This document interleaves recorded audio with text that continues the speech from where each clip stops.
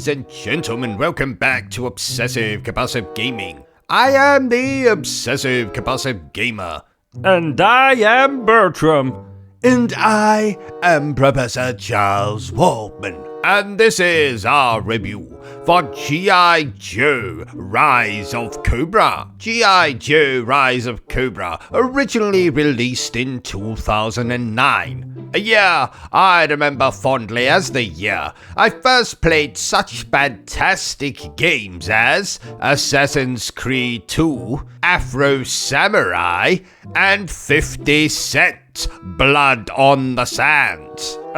Really? What? It's a great game. The man can't hold a tune, but still, actually, don't tell him I said that. Anyway, 2009 was also the year I discovered that G.I. Joe was actually a man. They just don't put the genitals on the action figure. But we are not here to discuss that. We are here to discuss G.I. Joe Rise of Cobra. And just like that beautiful bearded bastard Barry Burton, you're probably wondering, what is this? What is it? What is this? G.I. Joe Rise of Cobra is a third-person action-adventure game thing that released to tie in with the movie of the same name. But this game is in fact a sequel to that film, in which you take control of members of the G.I. Joes as they try to stop the villainous organization known as Cobra from doing evil things or some such nonsense. Now, it might surprise you to know, dear viewers, that I am a massive dork. You don't say.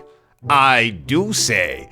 So things like G.I. Joe, Thundercats, Transformers, and Masters of the Universe make me more excited than a giraffe in disguise at the tallest man in the world competition. But how is Rise of Cobra? Well, let's review this movie tie-in video game the only way I know how. Badly. And let's start with what I liked about G.I. Joe Rise of Cobra. Oh, speaking of things I like it when you subscribe to the channel. So do that, dear viewer. Doing so will allow me to live out my lifelong dream of having 1,143 subscribers. Now, the first thing I simply must commend Rise of Cobra for is letting us play from a whole selection of the G.I. Joes. Granted, you have to unlock a lot of them by finding dog tag things in stages, but still. Later in the game, you can even play as some of the Cobras, like Baroness. You'll pick 2 characters before starting each stage, and they all have their own unique weapons, special abilities, etc. And you can swap between the 2 characters that you've chosen at will. Now, I mostly played as Snake Eyes when I unlocked him. Who? Only the coolest G.I. Joe character since, ever? Ha, dork. I'm not even offended, Bertrum. But I am going to make you wash my shocks later as punishment. And I must warn you, they are especially dirty. I wandered outside in my sleep again. Oh, and did you say shocks instead of socks? Yes, I did. This game is also fun, albeit very repetitive.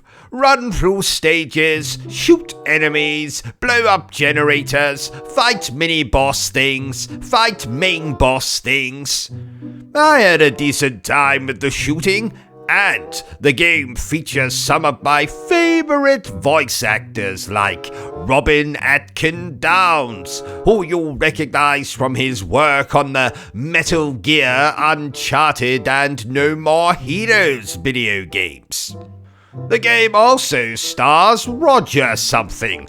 Can't be bothered to look it up, but he plays Chris Redfield in a lot of the Resident Evil games, as well as, bizarrely, Sonic the Hedgehog. He also plays Batman in my favourite Arkham game, Arkham Origins. Controversial. Yes, so is your mother's hobby as a nudist. You have a point there, Robin. And the final nice thing I'll say about G.I. Joe Rise of Cobra is, it is nice that they made a sequel to the movie as opposed to adapting the movie directly. Yes, but is the story actually good? I guess that leads us on to discussing what I didn't like so much about Rise of Cobra. Like I've already said, the game is fun, but very, very repetitive.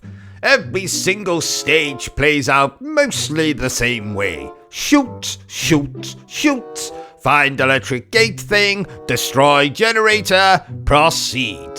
I don't usually mind that kind of thing. I mean, most games are repetitive, but this game has no exciting cutscenes or character moments to break up the action.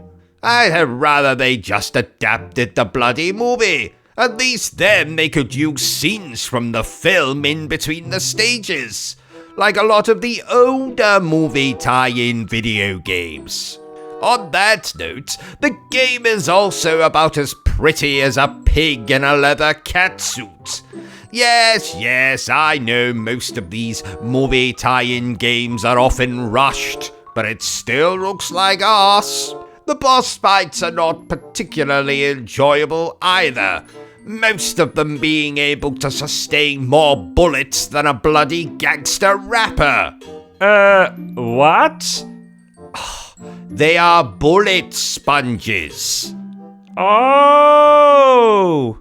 Overall, though, I had an okay time with this game for about an hour, maybe. 'Tis not the greatest G.I. Joe video game out there, but being one of only a handful of G.I. Joe video games, I can't really complain. Even though I've spent the last few minutes doing just that.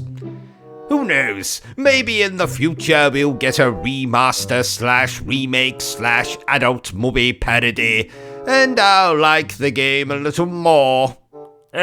What? Therefore, I declare that G.I. Joe Rise of Cobra is fine. So there you have it, ladies and gentlemen, my review for G.I. Joe Rise of Cobra, the video game. If you enjoyed this little review of mine, don't forget to give me a thumbs up. If you haven't enjoyed it, well then feel free to give me a thumbs down. But please remember the single most important thing I always tell you, dear viewer, and that is to always stay obsessed with gaming. Say goodbye, Bertrum. Goodbye, Bertram. Say goodbye, Professor. Goodbye, Professor.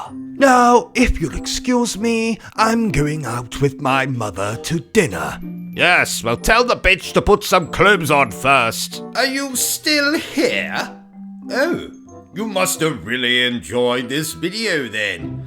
In that case, you had better subscribe to the channel and check out our other content. Otherwise, you're a booby pants, and no one wants to be a booby pants.